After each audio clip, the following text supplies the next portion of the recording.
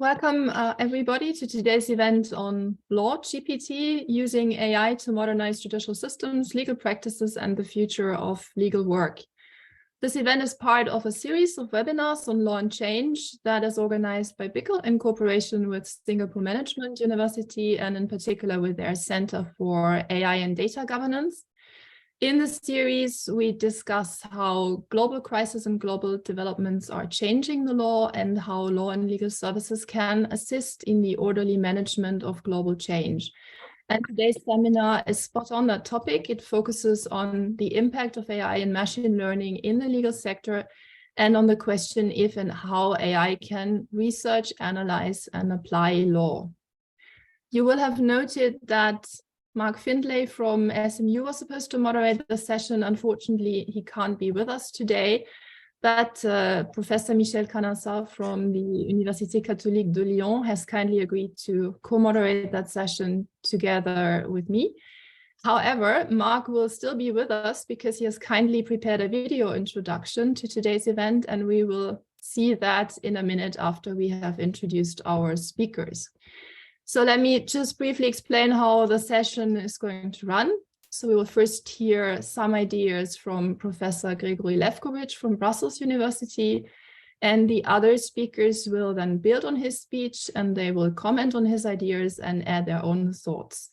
And in the end, we will raise a few questions, and obviously you are invited to contribute as audience and put your questions in the chat.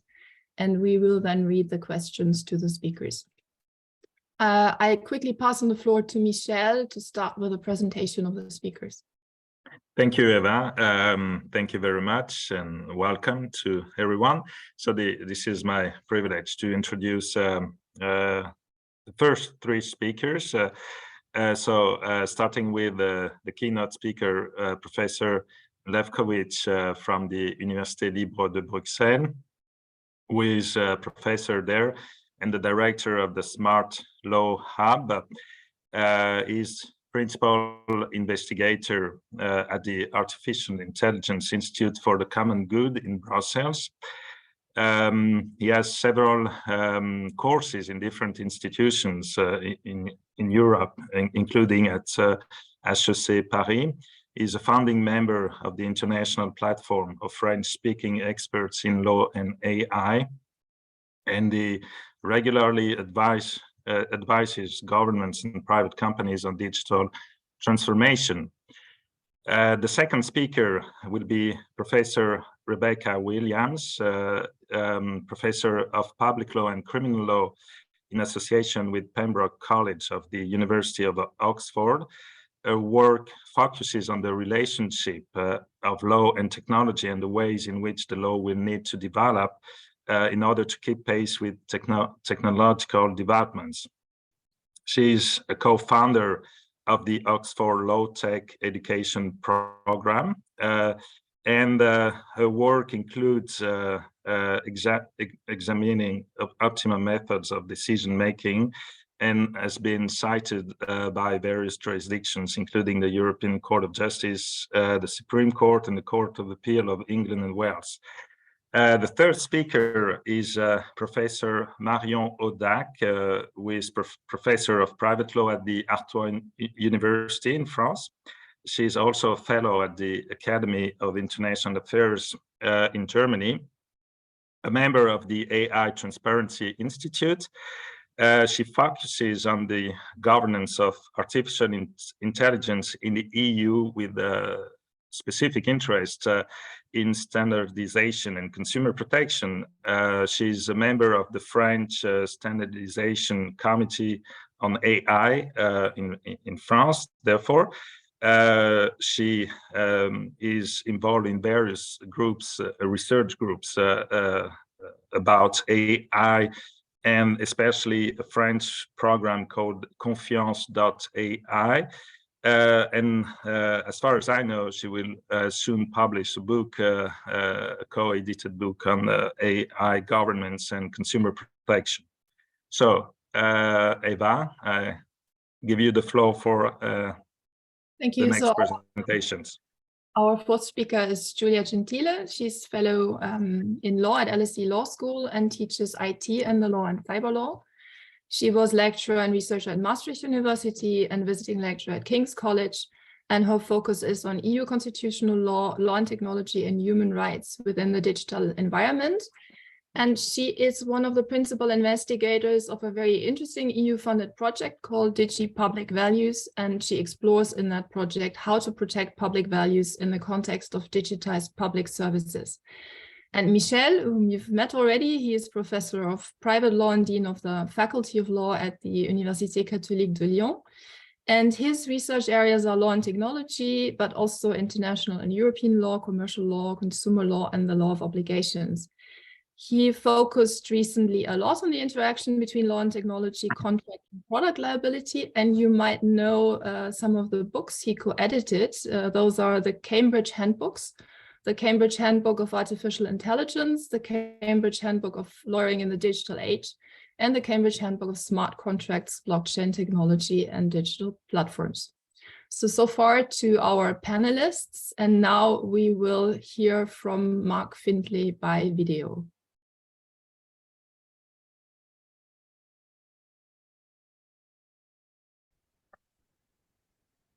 Welcome from wherever in the world you might be joining us. I'm Mark Findlay, the co-convener of the Law and Change series. ChatGPT has received remarkable public attention. Its advance into areas of legal service delivery has been rapid and some might say even ill-considered. It is taking over drafting tasks that were training grounds for young lawyers. Concerns are directed towards accuracy and authenticity, but not to the way it might dull critical capacity and the power to create a good argument. But this is just one dimension of how AI-assisted information delivery and algorithmic data management and prediction have taken the law by storm.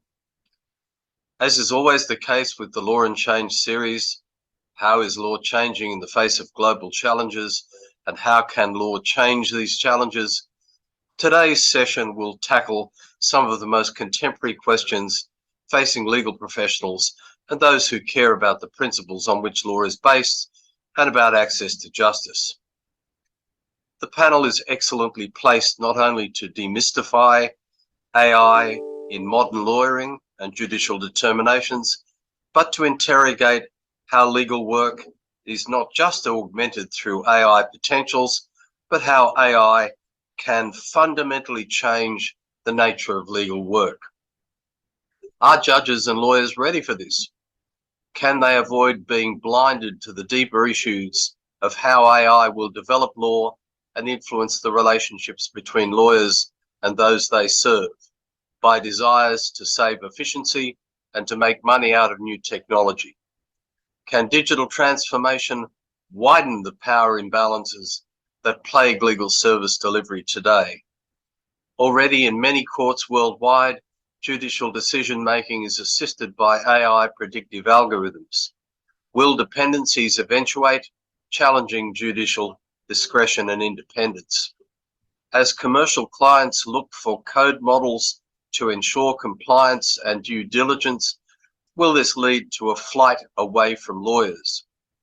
Will lawyer-client relations be further distanced through the automated litigation and legal analytics? And what about data rights? These are just some of the issues that have exercised the minds of our presenters and panelists. You have them captive for the next hour plus, so don't hold back on your questions in the chat and prepare to be challenged by what you hear. Enjoy the session.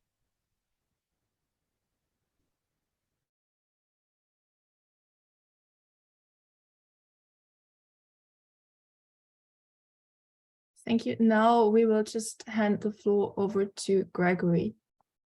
Okay. Thank you very much. Thank you for having me.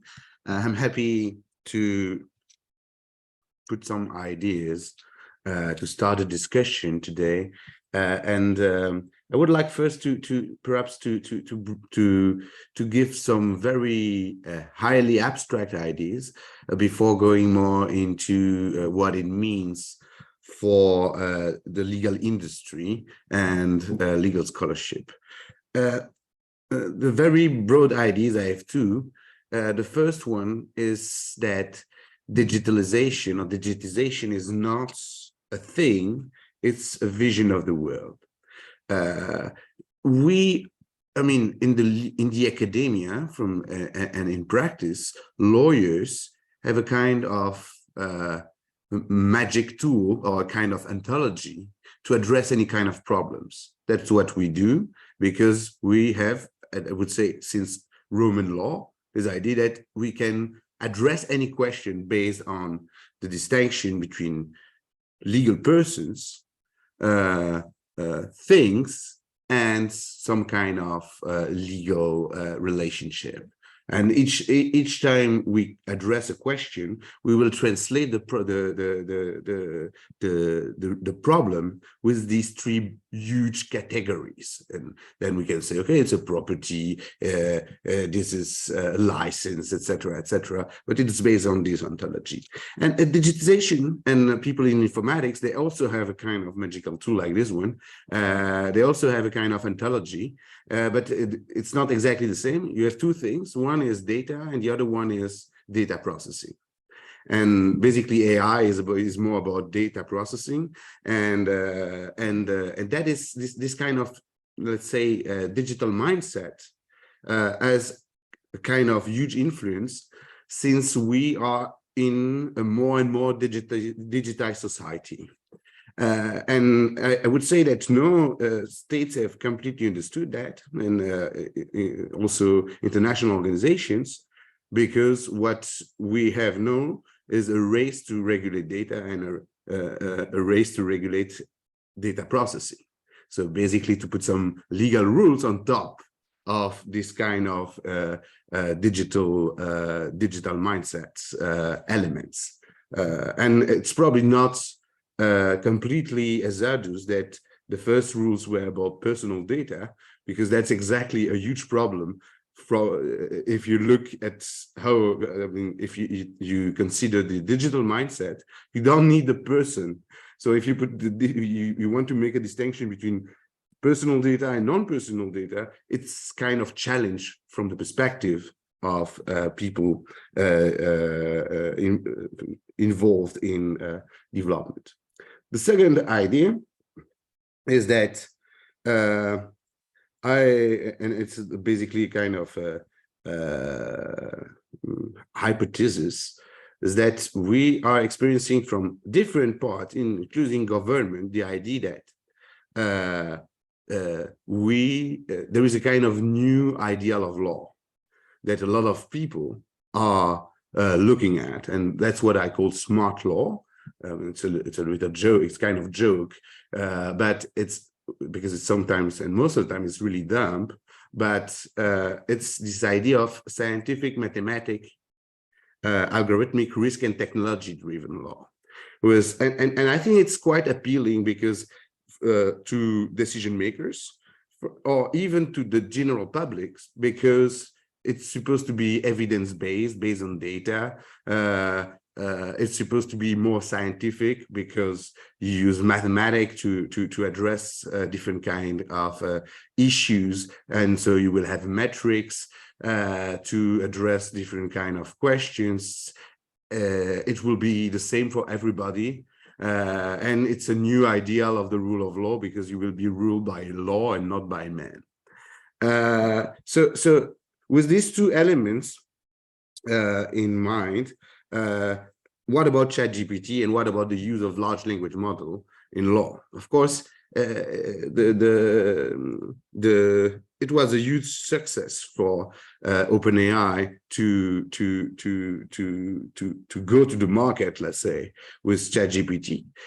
Doesn't mean that large language model is something completely new, but they succeed. We are using large language model for a while, but they succeed in bringing a use case that, and everybody was able to have an idea what you can do and how fantastic, to a certain extent, these tools are, especially to generate text.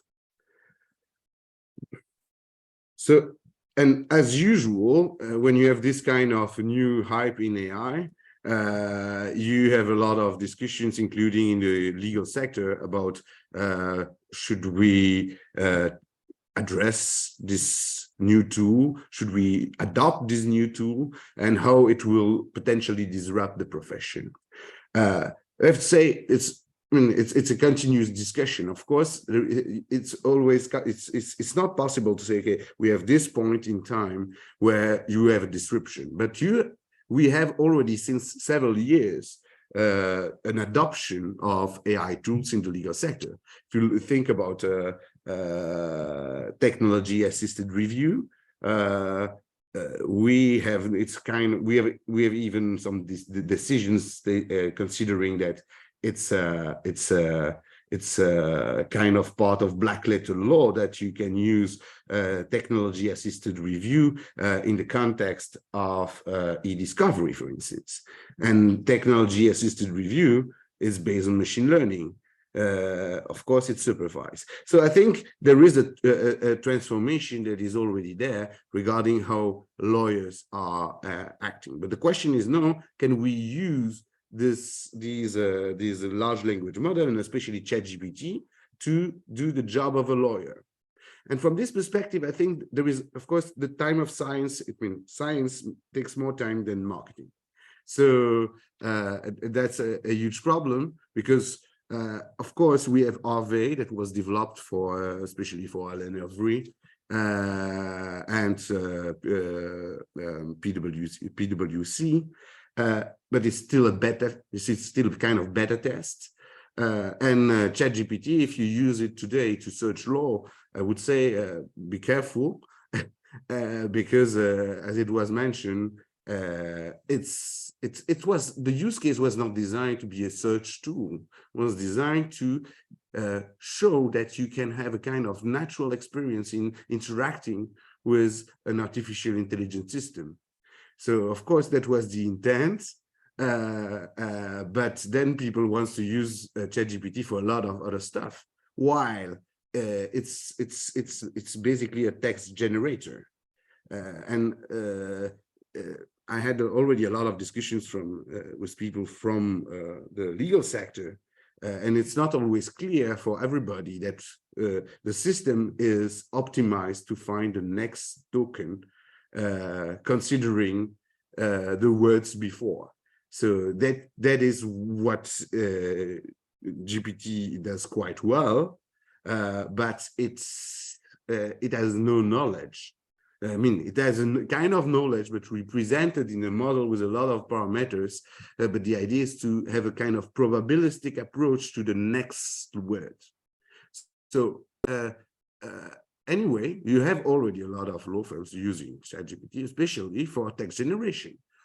I think it's a very good tool if you want. I mean, for instance, if you want if you work on a contract and you need to translate the contract in another language. It can be a very good tool, better tool than DeepL, for instance, if you want to reformulate and have a better English or a better German. But that is really basic. That is not at all what lawyers are supposed to do. What I think is that if you want really to use this kind of tools in the industry, you need, and that's the idea with Arve, to to tune the model, and to develop the model so that you can use it in order to do some kind of legal job. From this perspective, it's not enough. I think that's an important point. It's not enough to just provide some legal data to the system to tune it. You need to have some kind of, you need annotated data. That means you need to enrich the data so that you can have an improvement of the model. So I just wanted to show you an example of that here. So that's a paper that will be published soon, and we will issue the biggest GDPR annotated data set in the world, hopefully before the end of June. And the idea is that we have produced an annotated privacy policy corpus with highly qualified people annotating these data. And what you can see on the screen with the curves is the difference that you have between a large language model, that's the red one, a large language model like BERT, that was pre-trained on policies but without annotation, and you can see the improvement that you may have. That's about 7%. And then you have the kind of improvement that you have when you have a high quality annotated data set that you use as a training data set. And then you have a very better accuracy of the model. So that means that it doesn't with this kind of large language model, if you want to use that for law, you have a lot of human work to do in order to do that, and to be at least a little bit confident in the kind of information you have. But what it changed from if you want to do that, and I think that a lot of lawyers want to do that, and they will have to do that to a certain extent. The point is that that will change a little bit the profession. It will change a little bit the profession, and in the sense that the task that has to be done is different, because that is something that we have seen in a lot of other professions, including surgery. As soon as you have a digitalization of the core business of a sector, people have, and that's why it's industrial revolution. People do not do the job, but what they have to do is to do some kind of quality assessment of the data in the input, and a quality assessment and review of the output. And that's a completely different job. To survey a machine or to monitor a machine, that's what we are used to do as a lawyer.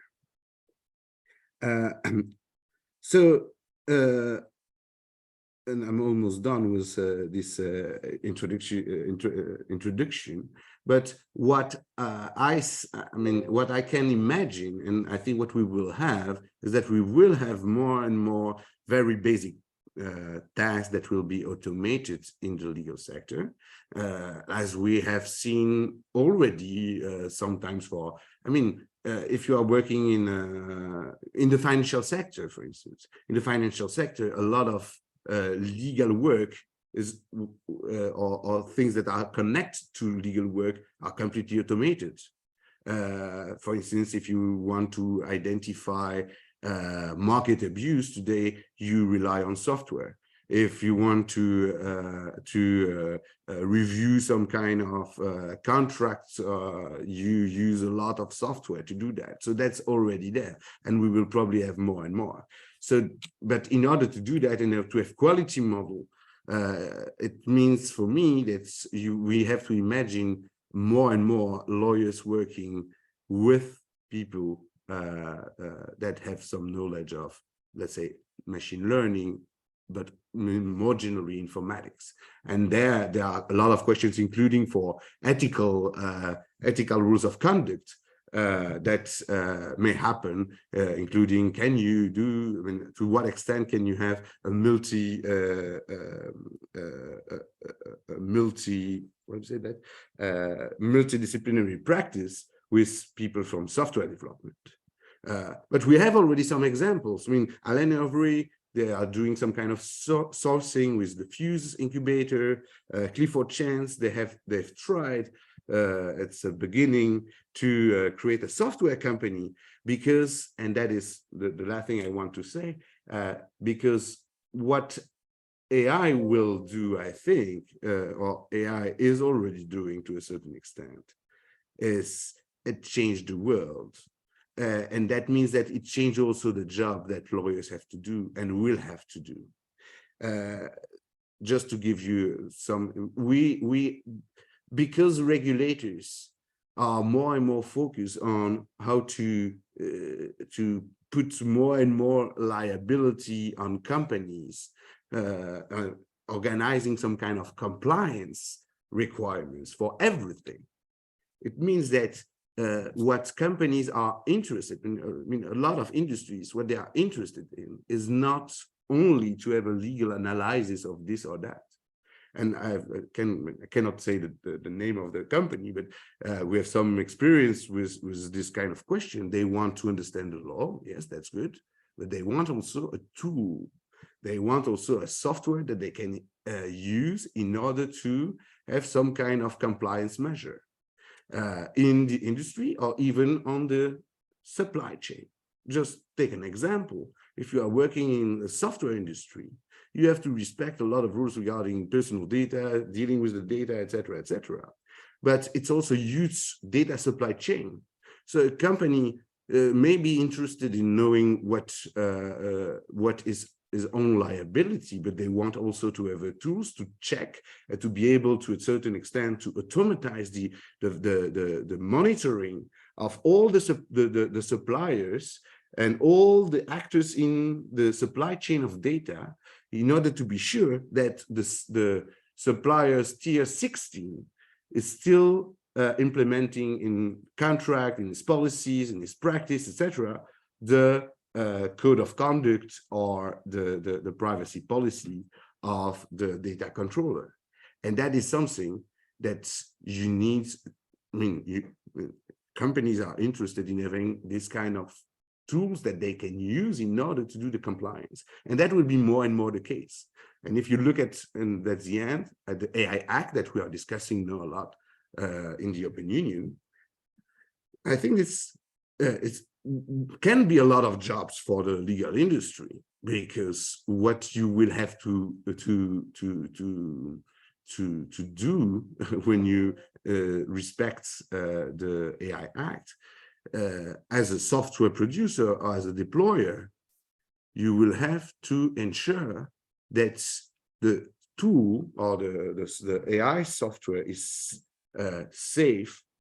That's usual, market regulation, safe, that it doesn't create risk for health. That's completely usual also, but also that is doesn't create risk for fundamental rights. And that is, I think, a huge evolution you will have. And it's already, I mean, there is already a lot of discussion about what are the standards that you should use to say, okay, this is human rights friendly or human rights compliant software. And that's a huge question, because it's not only about privacy, it's about all the different fundamental rights. That so that means that you need to address, for instance, freedom of speech. You need to address issue like labor law. You need to address issue like what else? Fair and equitable treatment between the parties to proceedings. The right to a fair trial. So if you produce a software for a court, you will have to address all the different aspects of the fair trial in the development of the software, and be sure that in the implementation, you will respect these rights. And I think that's a huge discussion. And I think the legal industry is not always at the forefront of this discussion. That's a shame, because then it will be only the fundamental rights from the perspective of engineers. But no, we will have and we will need metrics. We will need technical standards. We will need methods to check the compliance of companies regarding fundamental rights. And I think that's a huge challenge and potentially a huge transformation of what being a lawyer means. So thank you very much. That's just an introduction, and let's have a discussion.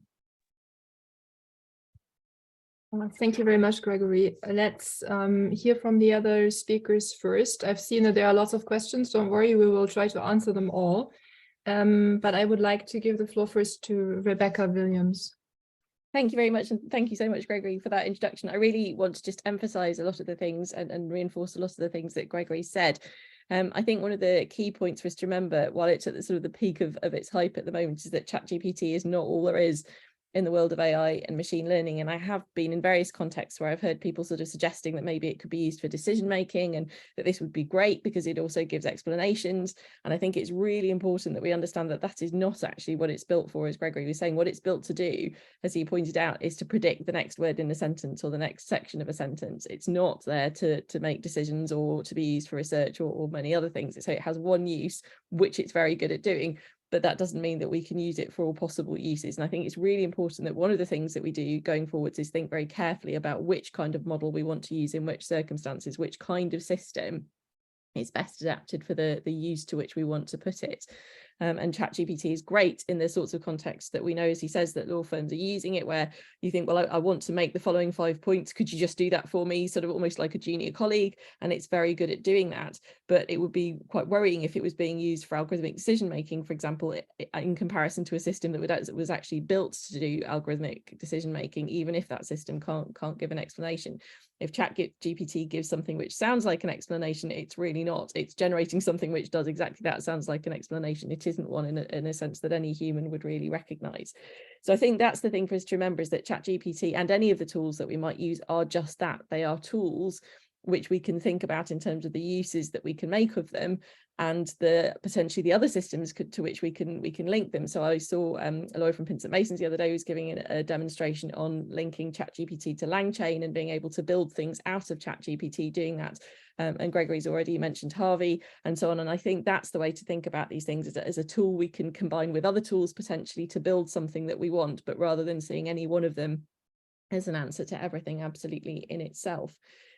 So what does all of this mean for the role of lawyers? Well, Gregory's already pointed out that really it does mean change, and it does mean that there will be an impact on the legal profession. Jobs will look different. At the moment, we're talking a lot in terms of things like prompt engineering and legal prompt engineers, and also hallucination checkers, so that, you know, if a system generates something and it isn't actually accurate, then that's something that a person can pick up on. So at the moment, those are the places that we're looking, and new skills will need to be developed. But I'm sure those won't last forever, and that as these systems get better and they develop further, there will be different roles again. So while those are the new roles at the moment, there will be new roles again down the line for lawyers to fill and to think about doing in their jobs. In particular, law firms and lawyers will need to think about what their kind of USP is. What is the thing that makes them different and special? Whereas in the past, it might have been their human personnel and their drafting and these sorts of things. In future, it seems very likely it's going to be the quality of the data that they have available to train these systems, and their knowledge management. How good are they at capturing that data and storing that data in a way that's usable? And, you know, can they then make use of that data in the best way possible for their firm? And that's the sort of thing that will set a firm apart from other firms, is the quality and management of its data in those sorts of ways. I think another thing that lawyers will probably end up having to do is to move from a kind of more micro approach that we have at the moment and have had historically to a more macro approach. So at the moment, lawyers work on the case that's in front of them. They're concerned with a particular client, the particular thing that they're drafting, the particular issue that's right in front of them at a very micro level. As more and more of that is automated, then what the role of lawyers will turn into being is standing back from that automation and standing back and looking at what is happening and saying, well, do we like the direction of travel here? You know, if a particular decision-making system tends to make decisions in this way, who's winning, who's losing? Is that the kind of pattern that we want to see emerging? If our contracts are being drafted by a system in a particular way, is that the direction in which we want to see them go? You know, if I was in charge of that, would I want to sort of write that and change the direction of travel? So I think lawyers are very much going to have to move from that much more micro detailed role into a much more macro, standing back and monitoring and assessing and watching the direction of travel and readjusting that as and where necessary. What does this mean? And this is obviously something in the university that we spend a lot of time thinking about. What does this mean in terms of the skills that we need to give lawyers of the future and that lawyers of the future are going to need to develop? And I think it points very obviously to a couple of things. So first of all, the need for them to be creative. So the people who will do the best are the people who can innovate the best and who can be the most creative. If you have all of these new tools at your disposal, how good are you at thinking of uses for them? If you have data at your disposal, how good are you at recognizing that and thinking of a use to which you could put that data? And so it's that kind of innovation and creativity that I think is going to be really valued in lawyers of the future. This obviously does also point to the need for them to have an interdisciplinary education. So in Oxford, we run a master's level course, which is an option you can take on any of the taught master's courses in the law faculty, but also in the computer science faculty. And we take 16 students from each faculty and teach them together in the same room. And we talk a lot in that course about the fact that we're not teaching lawyers to code, and we're not teaching computer scientists what the law is and to become lawyers. What we talk about is making them bilingual. We're trying to turn both sets of students into people who can have an intelligent conversation with the other discipline. So they know what questions to ask. And when somebody asks them a question, they know the direction from which that's coming. They know what the person is driving at in such a way that they can then answer that intelligently. So when I was making the points earlier about, choose your system and choose your tool for the particular purpose, you have to understand what the systems can do. You have to understand how they're working basically. You have to understand, roughly what they're doing. And therefore, what are their advantages? What are their disadvantages? And therefore, what does that make them suitable for doing? And what does it make them unsuitable for doing? So also, we talk about thinking about it both from the point of view of law for tech and tech for law. So tech for law, what can this system do? What are its advantages? What are its disadvantages? How is it operating? Where might it go wrong? What are my risks as a lawyer? So if I'm using the technology to support my practice of law, what are the questions that I need to ask about that? And I need to be bilingual enough and intelligent enough on that front to be able to ask those questions.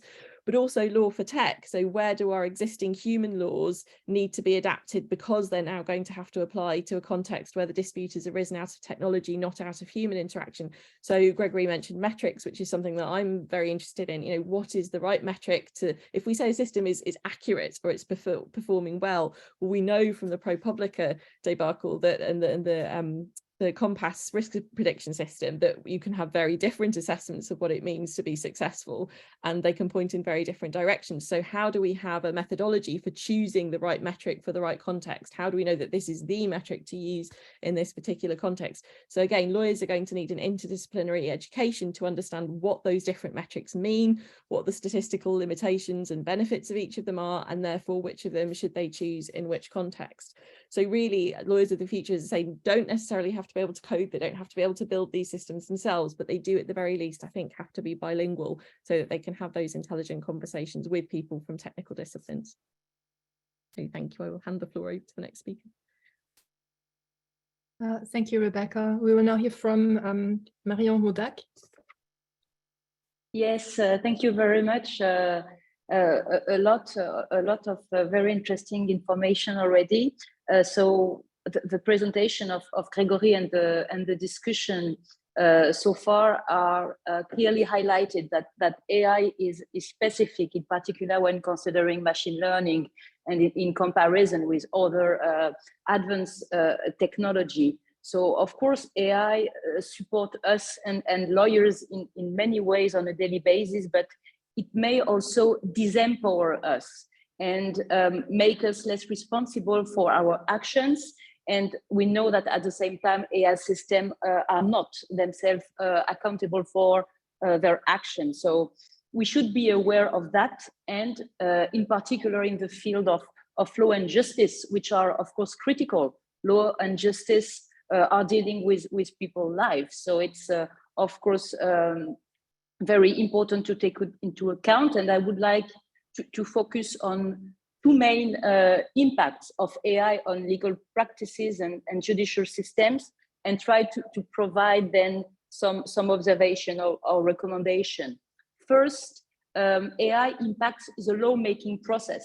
It changes the way law is made. Gregory said that earlier, not only by lawmaker, but also law as mere legal consultations, contract draftings, judgment, and it has what I call an internal influence within the legal ecosystem itself.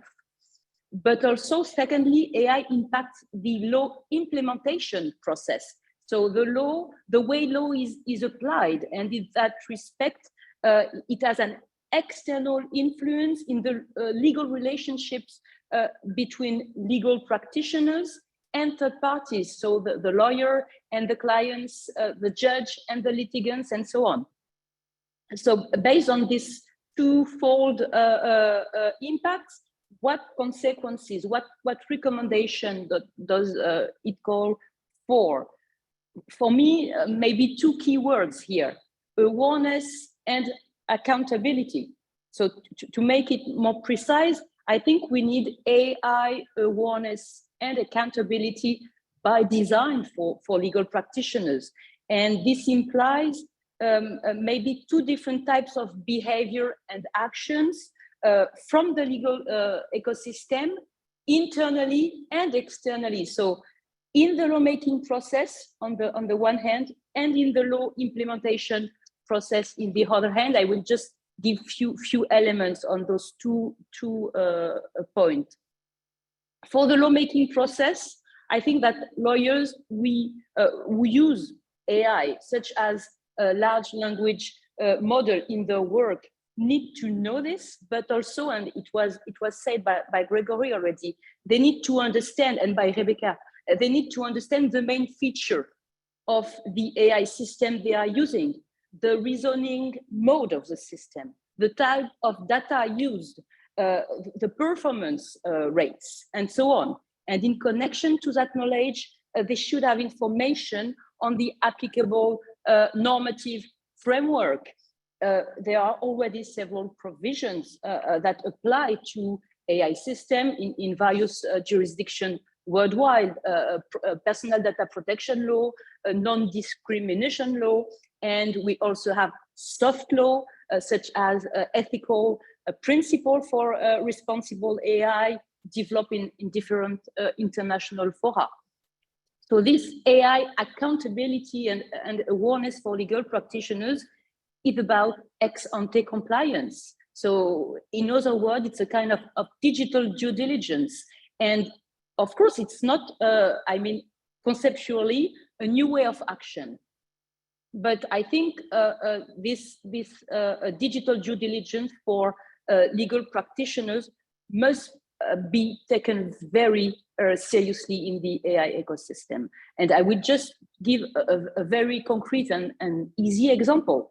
Imagine a law firm that uses an AI system to select and interpret law and case law references for the preparation of a lawsuit, the defense of a client. This AI system instructions should include, in my opinion, a streamlined impact assessment on litigants' fundamental rights. This may be what the future EU AI Act will impose for high-risk AI systems used in the administration of justice by the judicial authorities.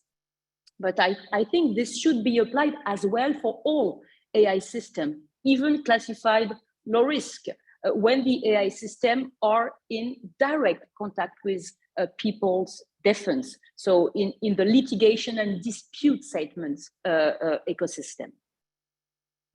Secondly, regarding AI in the law implementation process, legal practitioners must transpose their AI awareness and accountability by design into their legal relationships with clients or litigants.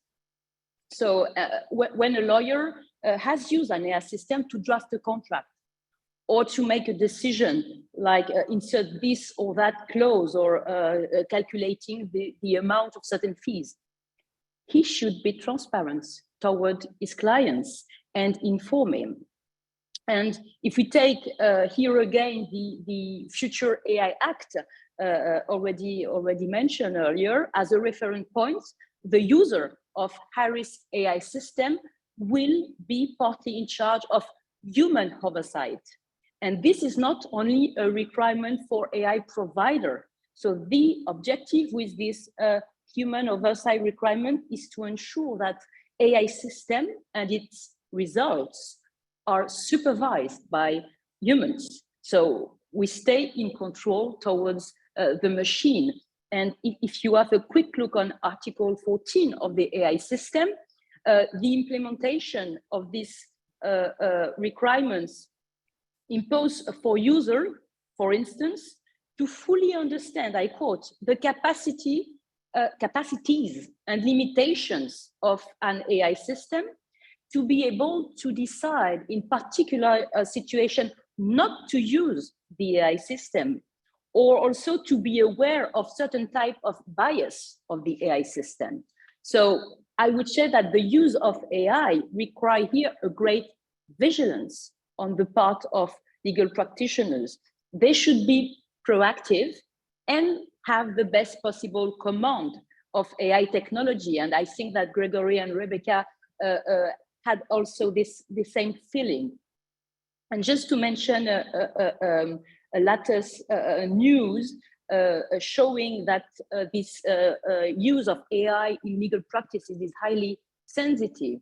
Yesterday, the CCBE, the Council of Bars and Law Societies of Europe, just released a statement on the use of AI in the justice system and law enforcement, calling on, I quote, on national, European and international authorities and organizations to ensure that the use of AI tools must respect the right to a fair trial and the right to human judge.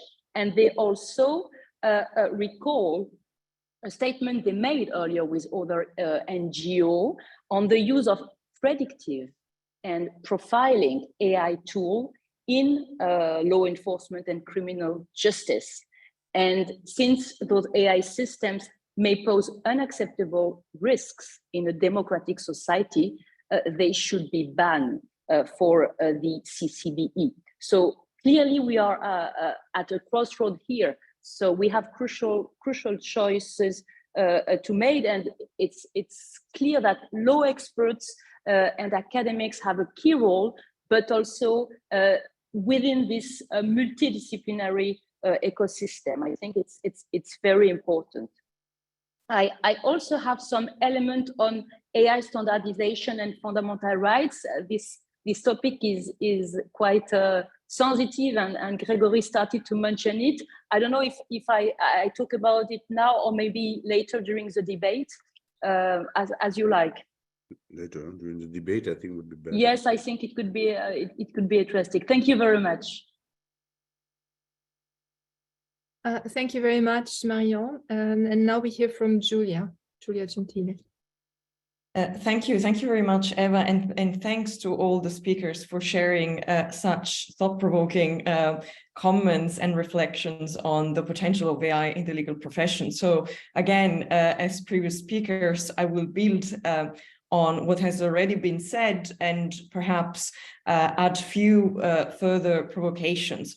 So clearly AI has an immense potential in the legal profession, mostly from the perspective of efficiency, of automating the legal profession. And this as I would say, the main benefit of AI has several implications that have already been mentioned by previous speakers. So one of them is necessarily that of requiring further constant innovation from the legal profession. And this inevitably engenders pressure on lawyers, in the sense that the digitization of the field seems to me to enhance the demands that are already pending on the shoulders of lawyers, and inevitably this will put also the legal profession, we can say, under increased pressure. And what is quite interesting is that I have been talking to some judges, in particular in Estonia, where digitization is quite advanced also in the justice system. And there's a common consensus, there's a common agreement that, well, the digitization of the justice system inevitably creates pressure also on the professionals of that category. So I think that on a very, one can say, micro individual level, I think that digitization is already to a certain extent putting pressure on lawyers, and this pressure is not one can say unjustified, in the sense that already Gregory but also Marion have mentioned that the use of AI in the legal profession will reshape the relationship that exists between lawyers and their clients because of the complexity of AI. So thinking about, for example, the rules that govern in the United Kingdom the conduct of solicitors and other legal advisors, we know that, for example, there's a duty for lawyers not to mislead their clients, and therefore to present information as clearly as possible and in a manner that is as understanding as possible to clients. And this would demand lawyers, in a way, also to be very clear about the risks and the harms that might stem from AI systems. But what is a problem in this context is that many of these systems have inbuilt capacities for learning that may not be controlled even at the training stage. So the risks that is intrinsic to AI systems is that they may develop and they may, so to say, add features that were not expected at the very beginning of the conception of the AI system. So inevitably, this creates risks, this creates harms that may not be foreseeable, even at the stage of the relationship with the client, even by signing, of course, some clauses, some contractual agreement for the management of these risks. So again, this might be quite problematic, and this may also ultimately, in a way, engender the trust that the public may have towards the legal profession, and in particular, the use of AI in the legal profession.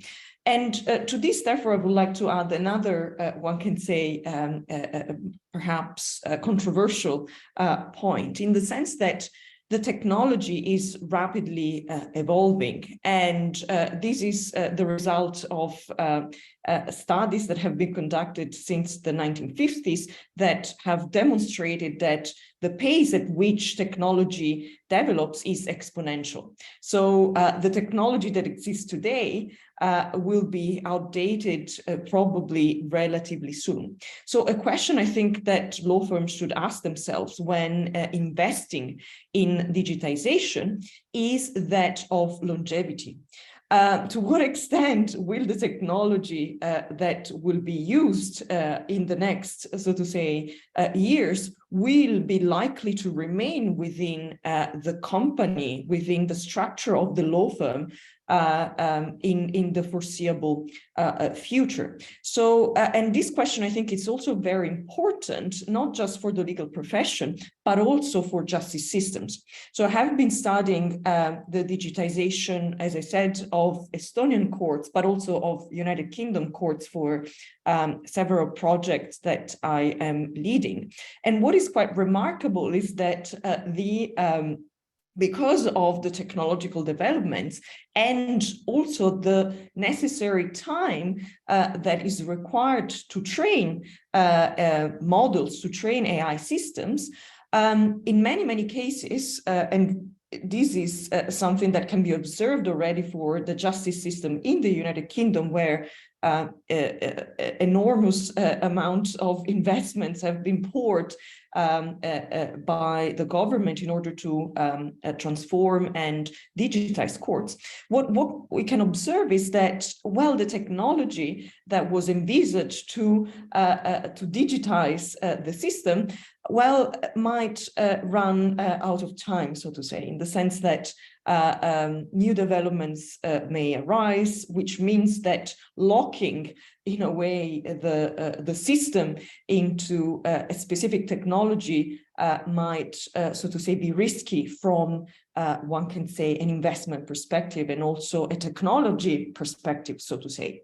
So I think I will stop here. I very much look forward to the discussion and to the question from the public. And yes, I think that there is an array of problems that we're faced with, but I think that the brain power is there, and we will be able to find solutions that are workable. Thank you.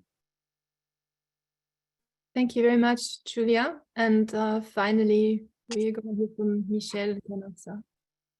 Thank you, Eva. So I will just share a few thoughts, trying not to repeat what has been said in terms of ideas by my colleagues and the previous speakers. So first of all, I find that what is happening, what has been happening in the past years is quite exciting in terms of renewal of our perspective on the legal systems and the legal profession. So it's a lot of food for thought in terms of research, but also in terms of legal education, because all of us are involved in training future lawyers, and you can have this sense of responsibility if you think that they will have 45, 30, 50 years, of legal practice if they stay in the same profession, by the way. So you need to think, and as Julia just said, you need to think of what will happen in 5, 10, 15 years, okay, but at least 10, just to to make sure that what you are conveying still makes sense. And I think it still makes sense even more probably than before, because what we see is that knowing data or having knowledge about the cases, the statutes, and so on, with the huge inflation, in production of these norms, is probably not the main advantage that humans and lawyers will have on machines, and probably it gives the technological evolution gives us the opportunity to really think of what lawyers do in courts, in advice to clients, in writings. And there's been this news that ChatGPT passed the New York bar exam, or one of the US bar exams, and or almost passed it, and actually some people are saying that the bar exam not necessarily focuses on what are the good skills of lawyers, because it's in part the fact of being able to know and learn data and to convey data. So probably we should focus more and more on the creativity, on the legal reasoning, and the capacity to add something to what will be produced by AI tools in terms of raw output. And what is being said is that with ChatGPT or other AI tools, the humans and the lawyers, especially the lawyers, will have to do the last mile. So you will probably add in terms of value on the result that will be produced by the machine. So again, it's quite exciting. As lawyers know, but probably not maybe the engineers or the business world, is that lawyers are here to solve problems. And I think the huge technological developments that we're seeing, just dramatically increase the number of issues to be solved. And the need of regulation, as Marion, among others, said, is increasing, dramatically. So when you have regulation, you need lawyers, to apply them. And I think for some in the business world, in the computer world, maybe some developers think that it will make sense to replace some of the legal tasks by machines and computer programs, but I don't think it can really happen, because most of the times they don't really know what the job of lawyers is. I think so. From that perspective, I would be quite confident. And the amounts of rules that we see and we will see in the field of new technology, starting with the GDPR, as you know, which we call more and more, the law of everything, because you will have GDPR or data protection laws in all, almost all that is happening online. And this will be the same with the DSA, the DMA, at least in Europe, and also in other countries. You've probably seen that or read that the CEO, the OpenAI CEO, is recently, last week, probably, made a statement. And of course, it's about marketing and, let's say political bargaining. But he said, well, we need regulation because, in order for the new technologies to thrive, we need legal certainty. And so, yeah, there will be more and more rules and probably more and more lawyers, I would say, even if, as you've said the task or the job of lawyers is already evolving and will be probably significantly different in the future. So I think ChatGPT and other similar models are system for experts, okay? So it will require lawyers to be more and more experts. And because you have huge gains of productivity in producing legal outputs, it means that you will need to add more and more added value in terms of what you are giving to the clients or what you are giving to the society. Another idea is that, and it can be a kind of paradox, law is, about certainty, and so the legal rules are quite solid, and the more solid is the system, the easier it is to put an AI system on it, and produce patterns and reliable outcomes. So because the law is solid, ChatGPT and other similar models, can work quite efficiently on the body of laws because, again, they don't change much. And this is one of the reasons why I think there will be differences in different, based on the legal areas concerned by these new technologies, because the more a legal field is, solid and doesn't evolve, and the more, you will apply these AI tools. On the other, and it could be an advice, for future lawyers, try to look where, the law evolves frequently, because this is probably where these tools will be less efficient compared to human lawyers.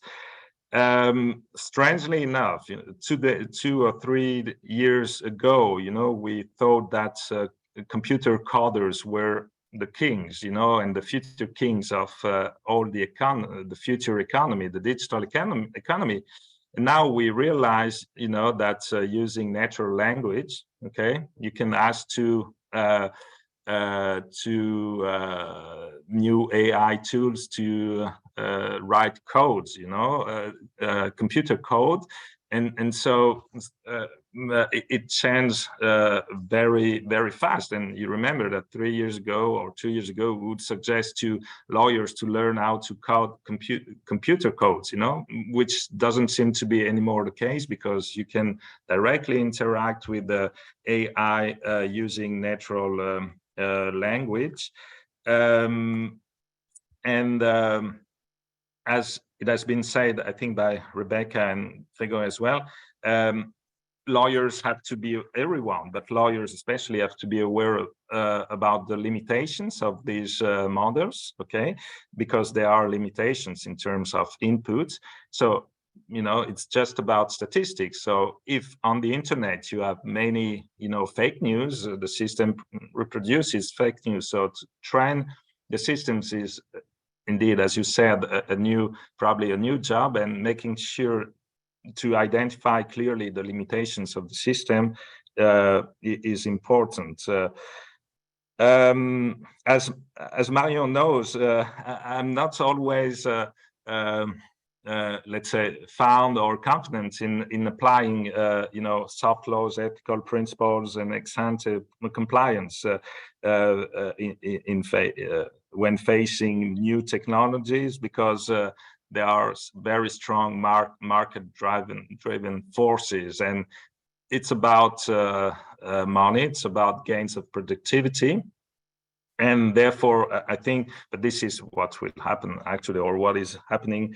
We need, hard regulation in order to make sure that things evolve smoothly. But and Marion, you mentioned the statement by the European Bar Associations, but yeah, it's true that almost everywhere, you notice that lawyers, politicians, but then also AI developers say, okay, maybe it's moving too fast, and we should probably ban something or disclose at least.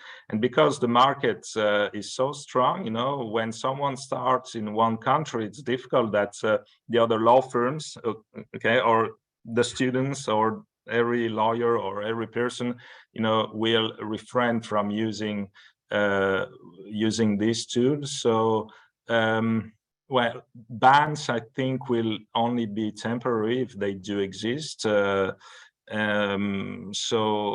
yeah, at the same time, I think that well, it's probably better to understand properly what is happening, and indeed, if we don't want something to happen, we should make sure to that it doesn't happen. But on that side, I'm not very confident, because yeah. If it's not in the entire world, it will be difficult to preserve, like, let's say, a regional system. If it's in Europe, also North America, where something is impossible, but it's possible in other systems. So at the beginning, I was more concerned compared to other recent technologies with ChatGPT, but probably I think it will be good news, generally speaking, for lawyers, but lawyers will probably have to be more and more skilled, okay, and more smart, probably, but it's probably not bad news, actually, especially for the future lawyers. But for us in universities, I think we really have to think about what they're gonna do, and again, probably I think they will have to be yeah, quite smart. Yeah, but this is what lawyers are generally. Thank you. Thank you, Michel. I think we have lots of questions in the chat. I've spent a bit of time trying to group them together in some meaningful way, but if you feel like you haven't been heard, please let us know.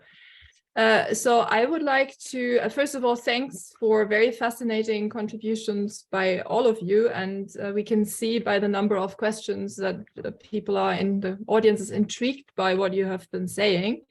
As to the different types of questions that have been raised, so I think there's a lot of concern about the use of AI for judicial decision-making, even of programs that are specifically tailored to it, so not only ChatGPT, which has its own issues that we've heard, but those programs that are really made for judicial decision-making. And the questions concentrate around the following issues. The first is, how can you ensure quality review of the data?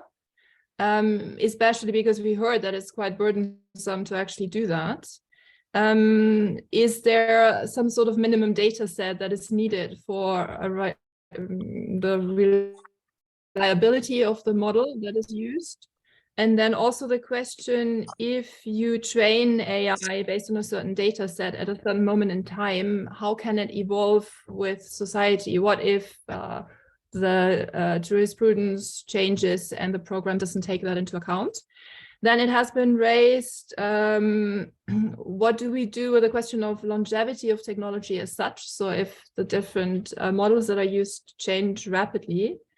And finally, still on the same issue, you can use information that you find in the web based on case law of different courts, but you never have access to the legal arguments or the facts that you would have if you saw the file.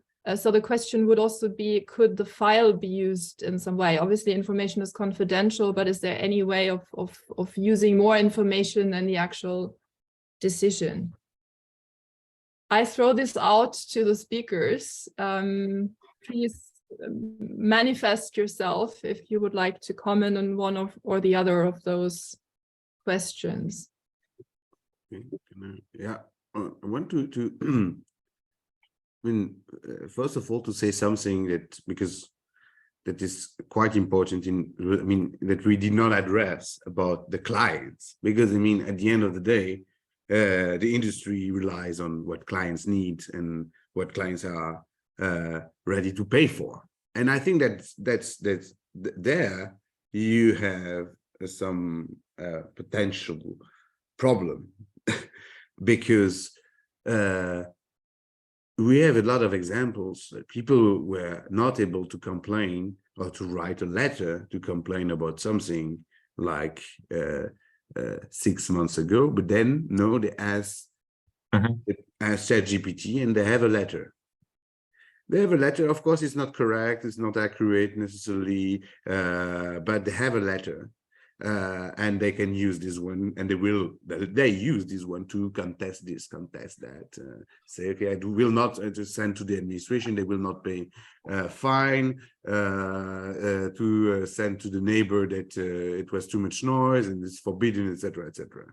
So the question is, and that is a huge problem, the problem of access to justice, that is a huge problem. So this technology will not be perfect, but people will use that because there is a problem of access to justice, and this is connected to a certain extent to the cost of going to a lawyer in order to have a nicely accurate letter written that will cost you £500. And there, I mean, I think the industry has to imagine a way to deal with this specific kind of problem for individual clients. But for the individual client, it will be tempting to use, at least during first step, automated system to produce some kind of legal text. And on the other side, for the business, then we have another evolution, and that's something you can see already in the in-house counsel.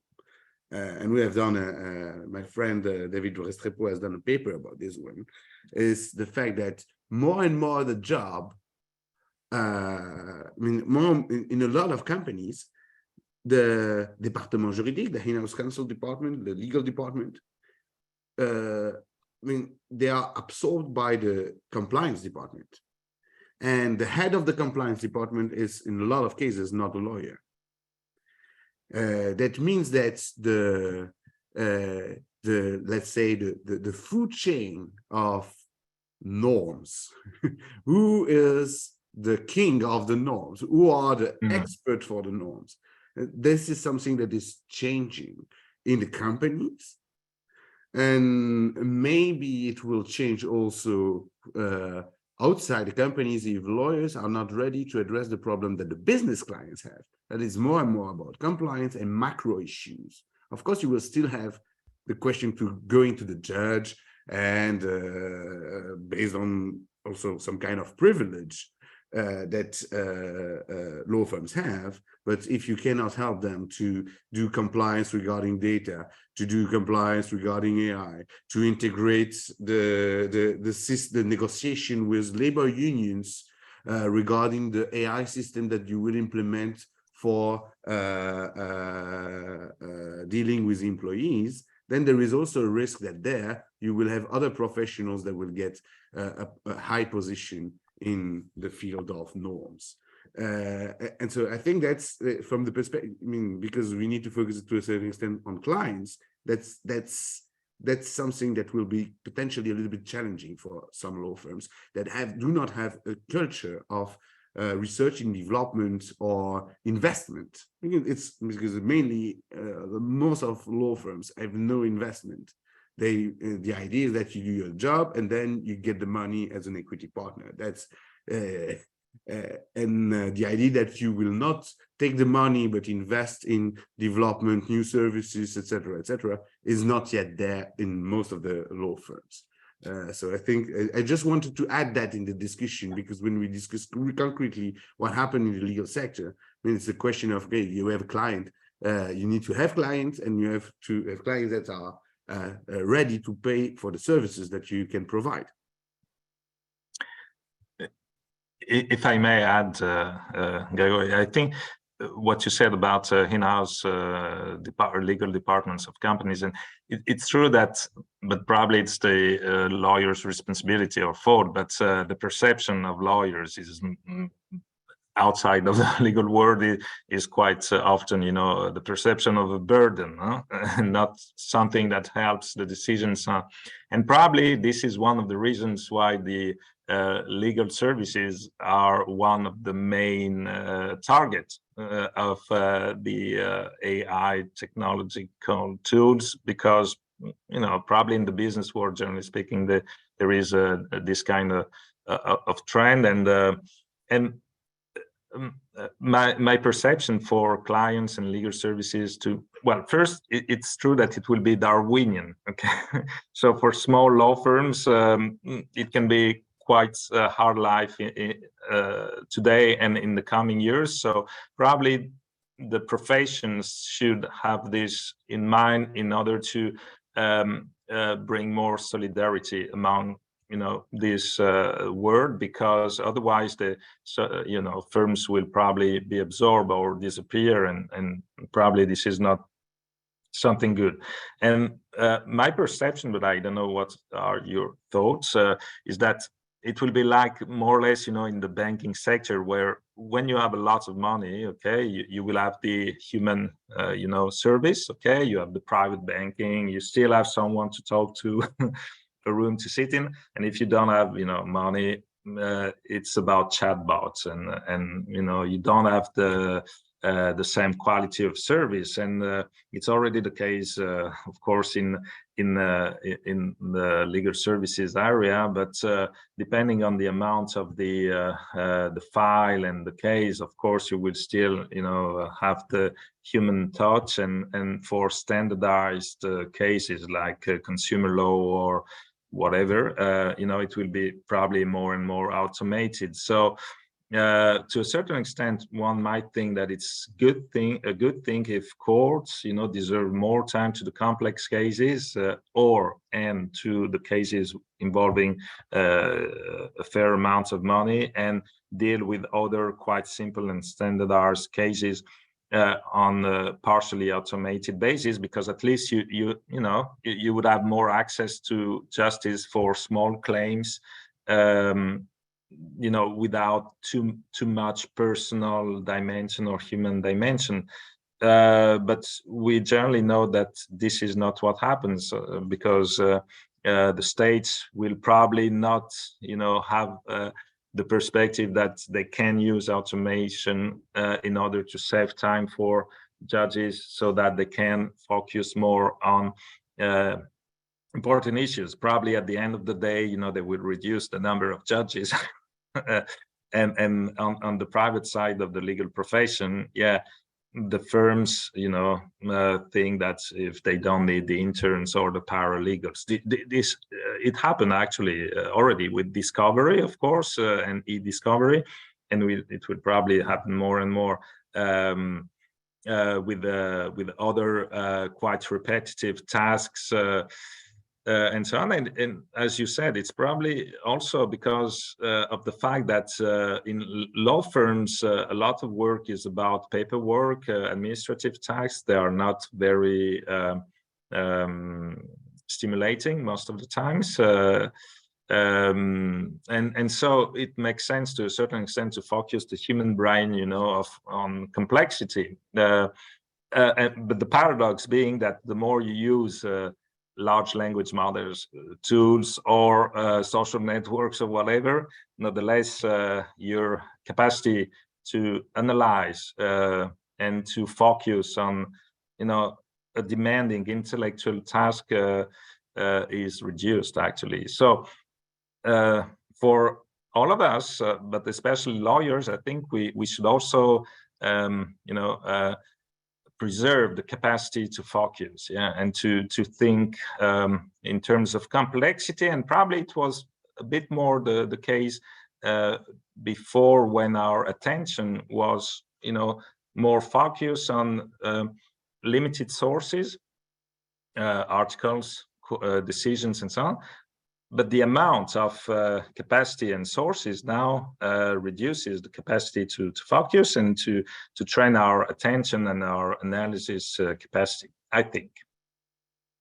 If I perhaps may jump in, I think that, I mean, first of all, I agree with all the points that were shared so far.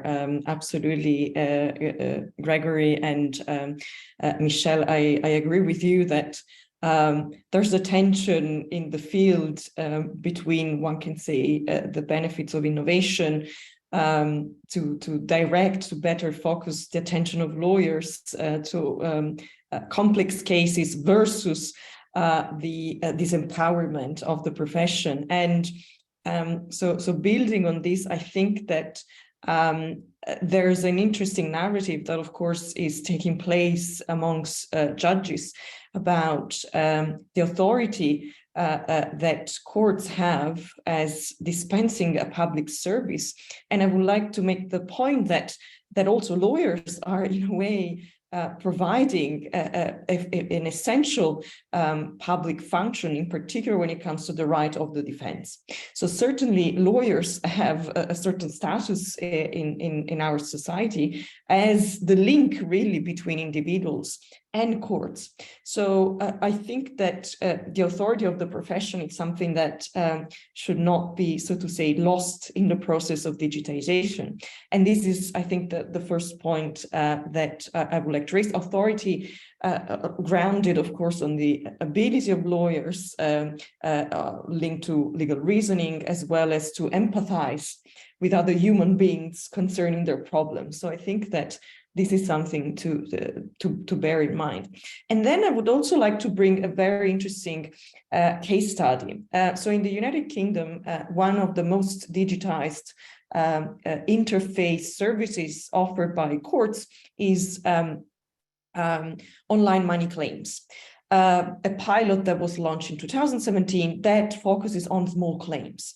And what is quite remarkable is that there has been already quite significant investment by the UK government to run this pilot that is the result of the services of the digitized platforms provided by a private company through public procurement. And what is quite remarkable is that the migration towards this pilot has encountered many, many issues.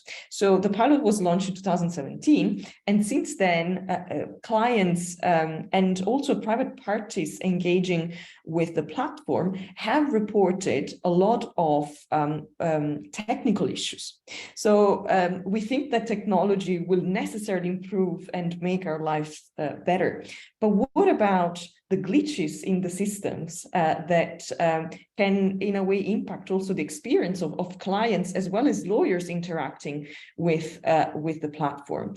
And in fact, similar points have been raised also by, in particular, several judges at the Estonian Supreme Court, where they're dealing with a system that has several glitches. And inevitably, this creates a dependency of the profession in relation to the data scientists and the experts on these platforms that inevitably can slow even the ability of judges as well as lawyers, depending on the context, to do their job.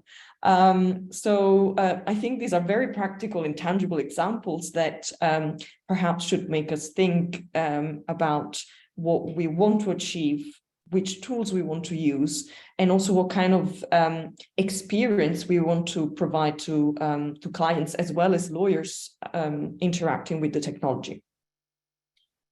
So I think you see a very similar thing, actually, if you look at algorithmic decision making that's been used by public authorities. There's a lot of records of the systems that have been abandoned. So yes, we're constantly hearing that public authorities are adopting these systems left, right, and centre, but they're also abandoning them at a quite impressive rate as well.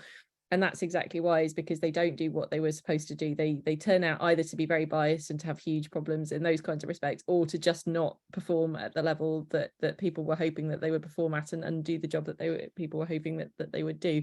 So I think that's right. We can't assume that just because it's automated, it's necessarily going to outperform. That said, I mean, I suppose I'm always conscious that when we look across to medicine, there's no question that these systems do outperform humans in that context. So I suppose I kind of also, well, what if they could, what if we do get to the stage, and I agree, I don't think we're anywhere near it just at the moment, but what if we did get to the stage where they could outperform humans? But I think the other point you made, which is really important, is about the duties that lawyers have. And one of the things that we do at the beginning of our course in Oxford is I put up the sort of 10 principles that you have to abide by for the Law Society for Solicitors in the UK, or the Bar Council's principles for barristers. And I point out to the students that while some of those are about, looking after the interests of your client and respecting your client's confidentiality and so on, more of those principles are about your responsibilities as a lawyer to the system at large. So to upholding the rule of law and to maintaining the legal system in the country more generally. So it's not just about, can you do the best thing for the person in front of you? It's, can you do the best thing for the person in front of you consistently with much broader public service duties? And I think that is an important reason why, we would still need lawyers to perform exactly those functions, even if systems were able to outperform them in terms of individual dispute resolution, having somebody monitoring at that level. And that really goes back to what I was saying before about lawyers moving to this kind of macro monitoring level. That also goes to the point from the chat about what happens if we want to develop the law, if we don't want the law to move in the direction. We don't just want to keep replicating the decisions we've already had, but we want to move the law in a new direction because of the way society's moved or whatever. That is exactly that kind of overall oversight and monitoring and redirecting function that I think is very much something that lawyers are going to need to retain.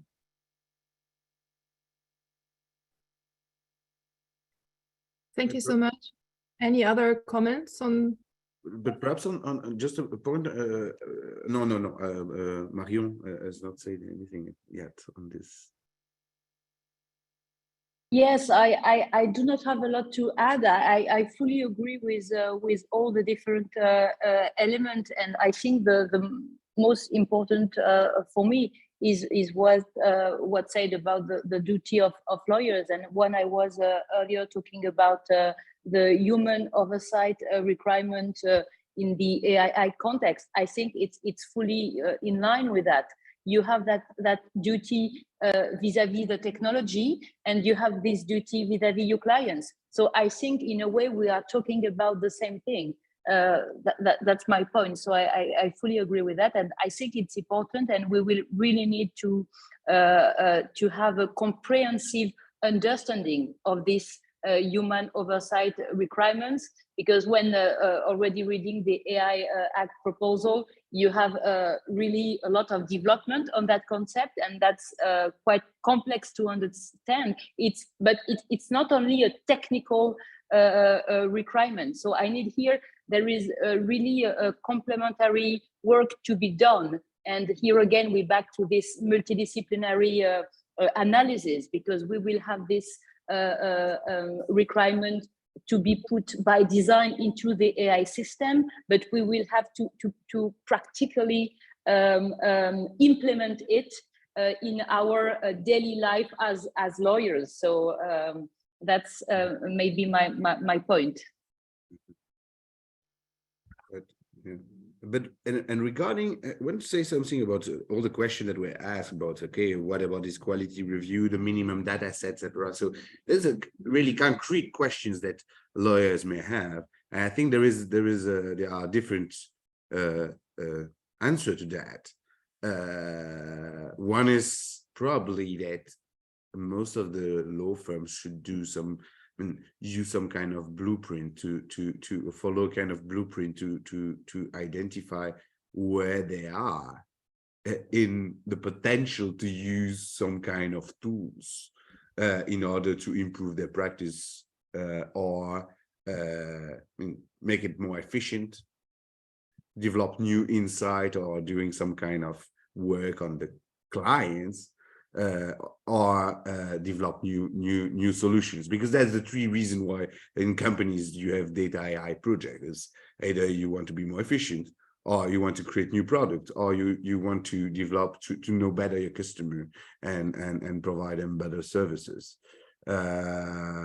So this, I think it's really something you can, I mean, it will have an impact on the way lawyers work. I mean, from what I know, a lot of lawyers are quite far from having the kind of a data pipeline that you need to develop something, and I think that's not good. I mean, and that should change at some point, because a lot of lawyers, or I mean, a lot of attorneys say, oh, but you know, the development of AI is just a new step. We have already had several steps.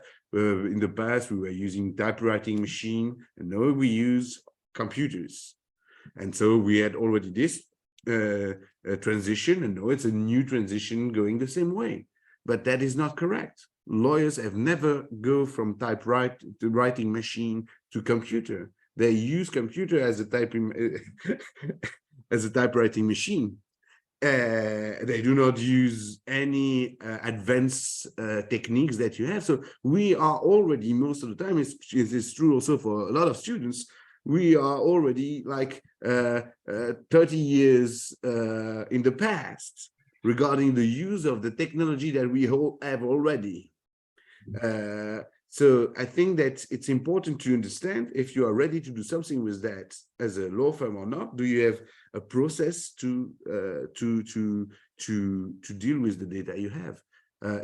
Are they all in a repository? Do you have any way to mark them, to find them easily, etc.? And that is something that you can already do as an exercise to see where you are and where you can improve potentially the way you work. And then comes the question, okay, knowing that I have a data pipeline or something that may looks like a data pipeline, then can I do something with that, and can I use some kind of tools? And then I think that if with the help of some people, you can already do some stuff on small data set. What is important is not always the size of the data set, it's the quality of the data set. So then you can develop some tools. It's not, I mean, it's possible to tune a large language model at home. Of course, will not be GPT-4 because you probably don't have the digital infrastructure to do that, even if it was available. But you can use some model with, I don't know, 24 billion parameters. That's already something. And then tests what the kind of task that you want to optimize and see what you can do. I mean, it's an exercise. It doesn't need to work on that for a month. If you have a data set there, you can tune a large language model and see what happened.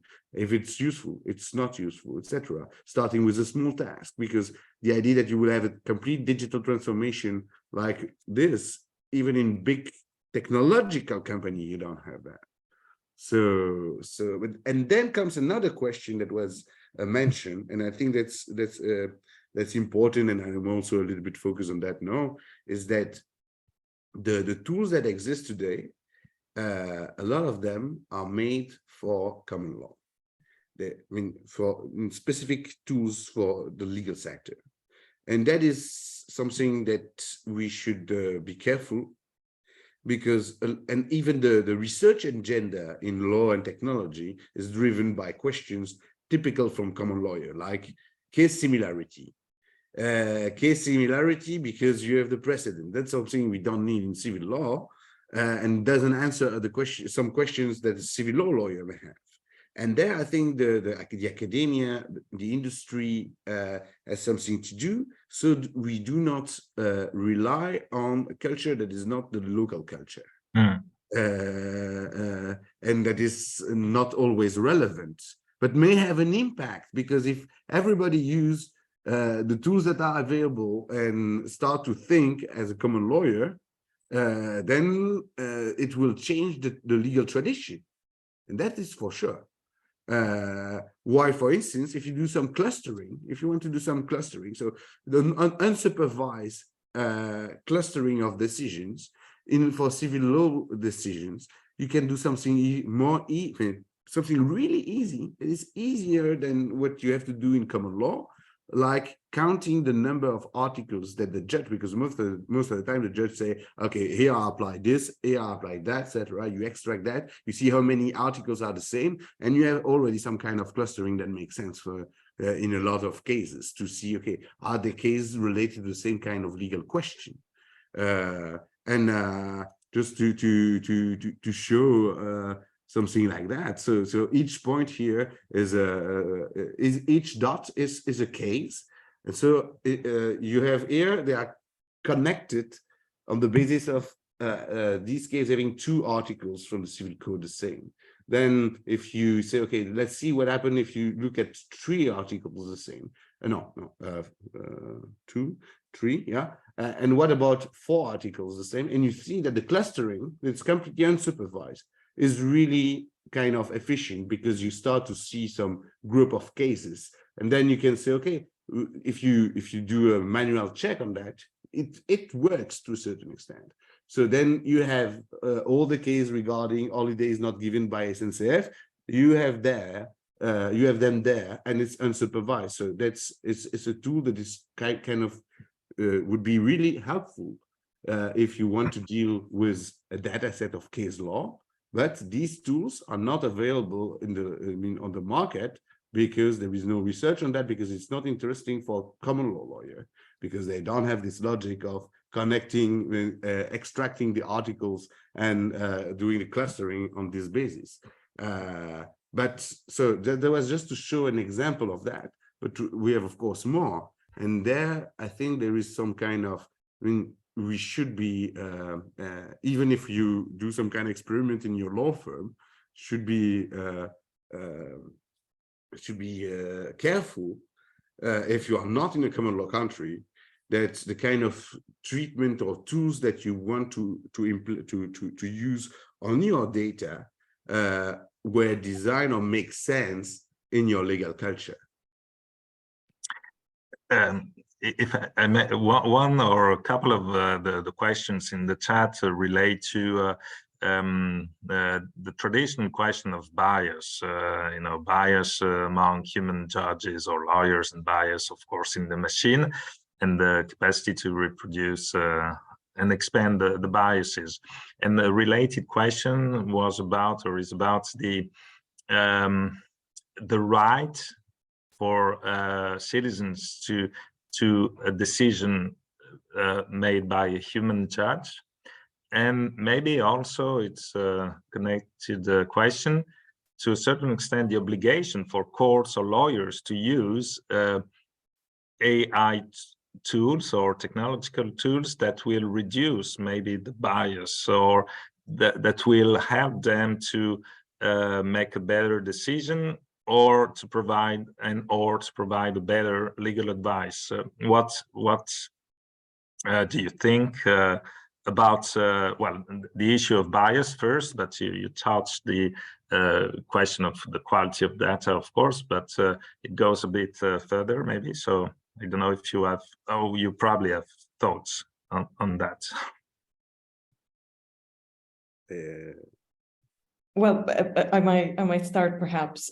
So starting from bias, I think that the question of the separation of bias from data is very difficult, because the data reproduce history. And inevitably, if there is any bias in the historical data, it will be replicated also in future data in a way. So I think that it's very, very difficult to disentangle bias from data. And this is something that should always be borne in mind, I think, by those dealing with law and data. And that would be my first comment. Concerning the right to have a human judicial decision-making process, I think that this is a very valuable point, and I think there are so many arguments that one could advance to support the presence of a human judge, or at least some human input in decisions that affect individual rights or interest, starting from the idea of one can say sameness, of similarity between the parties of a litigation vis-a-vis, of course, the judge. Would we feel comfortable to be judged by someone, some form of entity that is not a human, but, for example, I don't know, an animal? So it's just, this sounds absurd, but that's the kind of questions that we need to ask ourselves. Or do we believe that perhaps animals could make better decisions than humans? I don't know. Again, this sounds paradoxical, but this is precisely what these kind of scenarios would lead to. I would say, transformation of the decision-making process and delegation towards entities that are not human. Would we feel comfortable with that? Yeah, maybe if I can go on with these two elements on bias, I think we can say that there is quite a great awareness on that issue of bias in AI, and we have more and more research and analysis on this topic. And for instance, in the standardization work within the International Standardization Organization, so where the industry, but also stakeholders within the AI ecosystem are working on bias in the AI systems. And of course, first of all, we need to find a common definition. And in reality, it's a very complex notion itself. You have different type of bias, so it's not a question we can straightforward answer. But it's, I think, important to say that this topic is being addressed, I would say, quite seriously right now. So we need to, of course, to follow up, and lawyers need to be aware of those work and standards could maybe be helpful also for law firm in this area. Regarding a right to a human decision and not to face a robot judge, I think we just have to mention that in Europe, in particular within the GDPR, so the legal framework dealing with the protection of personal data, we already have a provision within this regulation putting some limit and safeguarding, I would say, the human decision for citizens. There are limits. So in certain cases, and in particular with the consent of the person, it's possible to have a non-human decision, but we still have, so I would say, a legal framework dealing with this issue in Europe. Thank you. Yeah, so on the question of standardization, I mean, we're back to the metrics question again, which Gregory raised earlier. You know, what metrics are you going to use to assess the performance of your system, and how can you know when it's biased? And I think you're absolutely right that deciding in advance what those metrics are and having standardization is really important. If we think about so Bridges, which is the judicial review in the UK of South Wales Police's use of facial recognition, in perfectly good data protection reasons, they hadn't kept the data of the faces that were not flagged by the system, because that would have felt like unnecessary data gathering and something that might not have been GDPR compliant. But of course then the court said, well, you can't check your false negatives, can you? You don't know when it was failing to flag somebody that it should have flagged because you didn't keep any of the information relating to that data. So having a sort of kite mark system or some for the data in the first place, or some sort of standardization for how a system should perform, and which data you should keep in which circumstances to test which particular things, I think is exactly the kind of thing that you need if public authorities particularly, but any entity is going to use these kinds of systems. So I think that's right. I mean, on the question of do you have a right to a human decision maker, you do, as you say, have a right under the GDPR, and probably you should. But it isn't necessarily to protect you from bias, because as we know, it may well have many other benefits, having a human in the loop, but prevention of bias is not necessarily one of them. Because as Gregory was saying at the very outset, one of the advantages of these systems, and one of the advantages of having a more algorithmic, more data-led, more evidence-based approach to decision making is precisely to avoid the kind of human hunches or instincts or whatever, which actually are just a cover for human bias.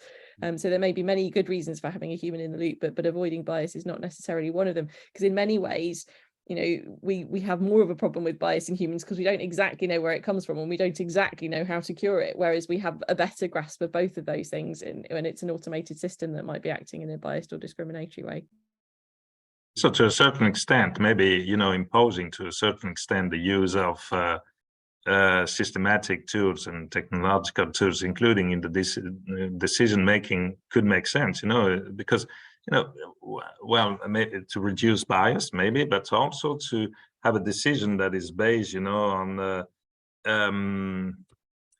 quite a more precise analysis of the case and the situation. So if there are some tools that allow judges to be more efficient from that perspective. Yes. But then you have another question. I mean, at least, I would say even two. The first one is, okay, so it's impossible because you have there is a lot of discussion and there is a misinterpretation sometimes. What we want from machine learning model, for instance, is that they discriminate. That's what they want from them. And it's impossible to have no discrimination because that's exactly what we want. And unbiased is not possible because each time you have what it means to be unbiased, we don't have the ground truth about that. So it doesn't make any sense as a general thing. It's always in a specific context for this or that criteria, and I think that's important to underline. I mean, we do not have anything that we can say, okay, this is unbiased. So that's one aspect. But then the discussion, if you say, okay, we want to see for specific criteria like discrimination between men and women, we want to see if the tools that are used lead to some kind of forbidden discrimination. And then, of course, the tools offer a perspective that we never were able to get, especially regarding indirect discrimination, because it's always really difficult to demonstrate the existence of indirect discrimination. And when you have that asset, use that asset, you can show that you were not able to show before.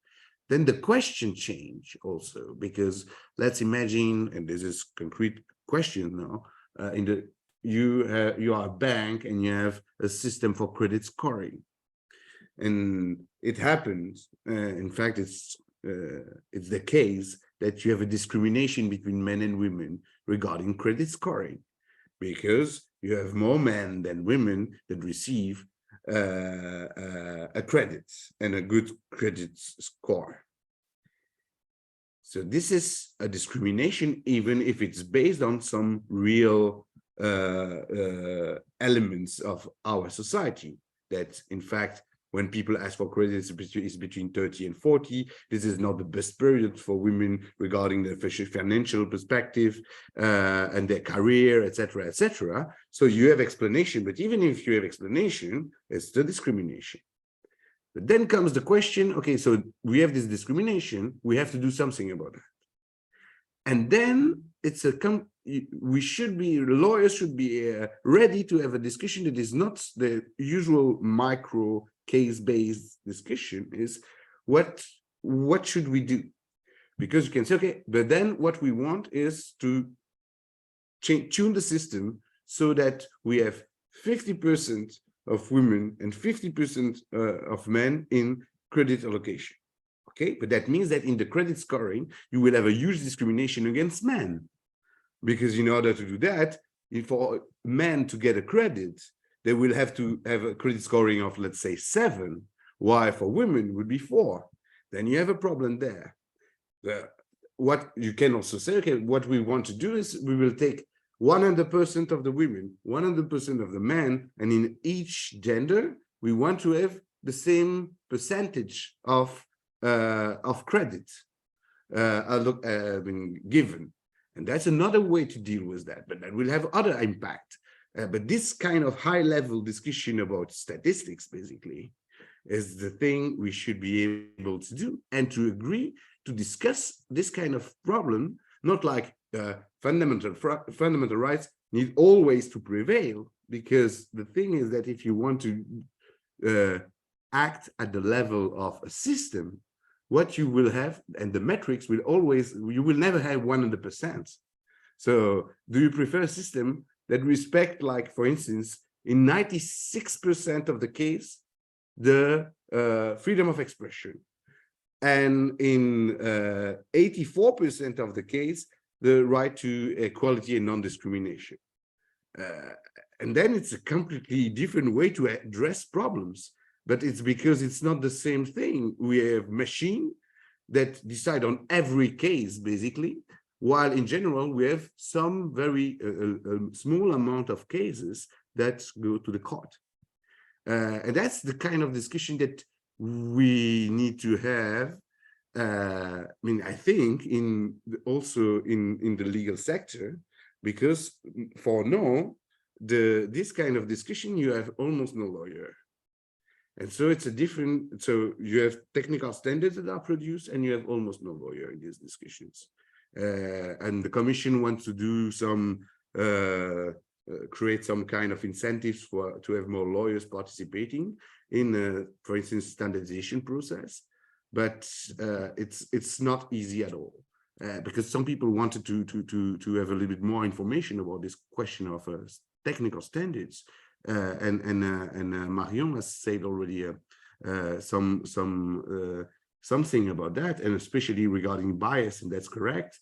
You have already a lot of work that I've done, especially on bias in standardization organization, just to show like some of the things that's going on. And so you have in the US, you have the NIST working on that. You have EAAA, you have discussions at the level of the Council of Europe regarding discrimination and how to create technical standards in order to address that. And you have discussions regarding everything, including, for instance, dignity, including data privacy process, etc. All these elements are today discussed in technical standardization organization with almost no lawyers. But when we start to discuss about human dignity, I think lawyers should be part of this discussion at least, and they are not. And if you, and then people can say, yeah, but we do not want to have technical standards because we believe that we need a bespoke approach to every case, etc. It doesn't make sense. And for this element, I think we should be also a little bit realistic about what kind of problems we need to address. I want to just give you an example. If you look at Facebook, so you have hate speech, and some people want to fight against hate speech. So this is the number of flagged, how Facebook is flagging hate speech. So the light blue is when you have users reporting hate speech, but most of the flagging is done automatically. Based on what? But it's not based, of course you have some kind of people that are in charge in the company, and we had seen or read that there are a lot of stuff of people that do not get well paid that contribute to this job, but a lot of these flagging is made by algorithms. And so in doing that, you have to decide, okay, what kind of deep learning model I will use in order to flag potentially hate speech. And this discussion about, okay, which one I should use is a discussion about what it means to have freedom of speech online. So it's a description of what is the limit of the freedom of expression online, but based on metrics. That is the kind of discussion that we should be ready to address, and that we will have to address. And if the legal industry cannot do that, then they will lose, I think, a huge part of business. So that's what I wanted to bring in the discussion. The thing is that when you have automated system, the number of cases is so huge, because you want to have some kind of monitoring, that you cannot say, okay, we will address each case with a human. That will not work. Can I maybe, as a final question, because I'm aware of time, we could continue forever, of course, but we have 5 minutes left. There was one remark made by Ashley Winton, who says Lord Sales recently remarked that the UK public authorities may not have the authority at law to use automated decision-making. And the question was, what's the panel's view of the law in the countries they are expert in? So what's the view from Belgium, France, etc.? And also in that context, which lessons can be learned from Estonia on how judicial independence can be respected if AI is used in the courts? So I throw this out to you as the final question for discussion. So if I start, because Lord Sales was referring to the UK, I think he's right that you need to be able to point to a specific piece of legislation which justifies the use of algorithmic decision making to be able to use it as a public authority. We know from the GDPR that you can't use consent as a basis, and so that does mean you need a specific legal basis. I think in terms of controlling algorithmic decision making more generally for public authorities, I think actually our rules of judicial review, our common law judicial review rules, are very well set up to control fairness in decision making, because that's actually what they already do in relation to human decision makers. There are areas, metric is one, correlation rather than causation is another, where they will need to adapt and develop. But they're a really good starting point. And I think they're such a good starting point that they might actually be a framework that we could use, not just in relation to public authority use of ADM, but actually potentially also private use of ADM as well.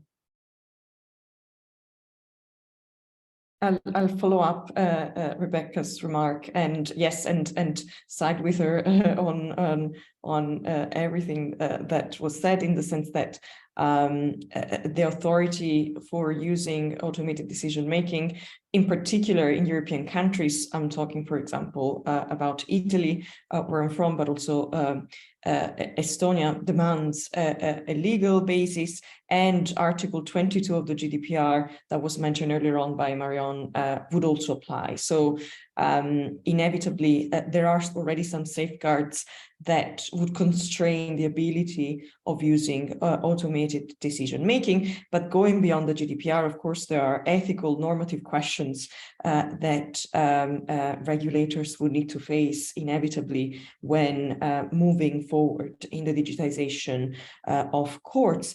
And tackling the question of lessons from Estonia when it comes to judicial independence. In the United Kingdom, so as Rebecca mentioned, we have already several safeguards to preserve fairness, to preserve impartiality, the right to a natural judge, all procedural requirements that ensure judicial independence. Going beyond the UK, in the European Union, there's a very strong principle of judicial independence that has been teased out further in recent judgment of the Court of Justice of the European Union, the rule of law saga. So we have already quite a long list, a checklist to comply with in the area of judicial independence, and inevitably all systems, all AI systems used in the courtroom will need to comply with judicial independence. And if I may, I can point for those interested in the topic to a publication, short publication that I've authored a few months ago on AI in the courtroom and judicial independence from any European Union perspective that might be of interest for those working in this topic. Any further comments, last comments from the panelists? Perhaps for the automation, there is something more than the decision that we should be aware.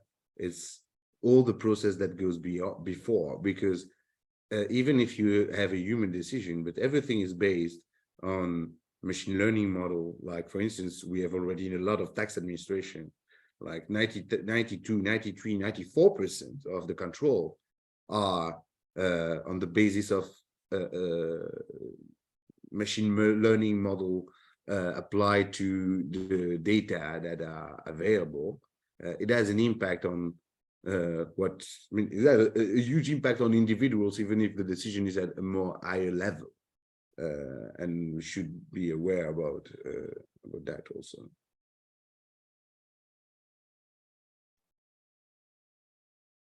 Are there any further remarks from you? No? So we're spot on time, 12 o'clock. Thank you so much to all the panelists for really, really fascinating discussions. It was a great event. Also in the name of Mark Findlay, of course. Thanks to Michel Canassa for stepping in as co-moderator, and a big thank you to Constance Bonset, who is in the background, who expertly put this event together. And also thank you to Liam, who was dealing at Bigger with all the technical details and the logistics. So thanks to all of you. Thanks to the audience as well for very interesting questions. And we hope to see you for the next Law and Change event very soon. Thank you so much. Thank you. Thank you. Thank you.